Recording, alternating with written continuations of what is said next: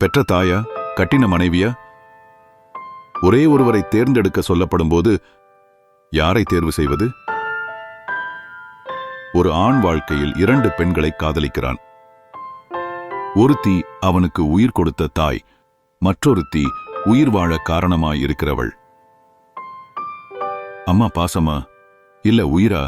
என்னை வளர்த்தவள், என் கண்ணீரை சிரிப்பாக்கியவள், என் முதல் ஆசிரியை, என் முதல் கடவுள். மனைவி, நானே தேர்ந்தெடுத்த பெண், நம் வீடுக்கு உயிர் கொடுப்பவள். சுருண்டு விழுந்தால் என்னை தூக்கும் தோள்களும் அவள்தான். அம்மா என்பது வேர், மனைவி என்பது கிளை. வேர் இல்லாமல் மரம் வளராது, ஆனால் கிளை இல்லாமல் மரம் தலைக்காது. ஒரு நாள் என்னை நேரடியாக கேட்டார்கள், யார்தான் முக்கியம், அம்மாவா மனைவியா? உண்மையா சொல்றேன், என் மனசு நடுங்கி போச்சு. சொல்லுகிறேன், முடிவு எடுக்க வேண்டிய நேரம்தான் வந்தா நான் என் மனைவியை தேர்ந்தெடுப்பேன். ஏன் தெரியுமா? அம்மா என்னை வளர்த்ததற்காக நான் என் வாழ்க்கையை கட்டியெழுப்ப வேண்டியது அவளோடு.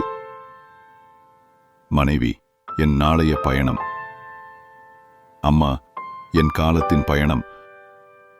ஒருவன் யாரையும் இழக்க வேண்டிய அவசியம் இருக்கக்கூடாது.